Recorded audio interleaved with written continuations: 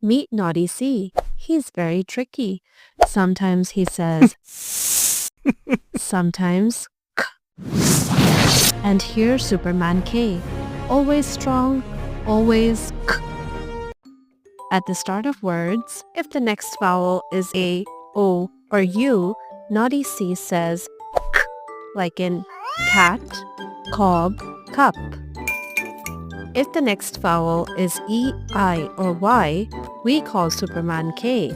So remember, start C with A, O, or U, and K with E, I, or Y. CK will come in the end if there's a short vowel plus K.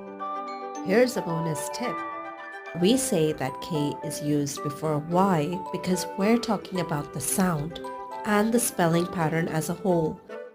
Thank you for joining me today. Bye-bye.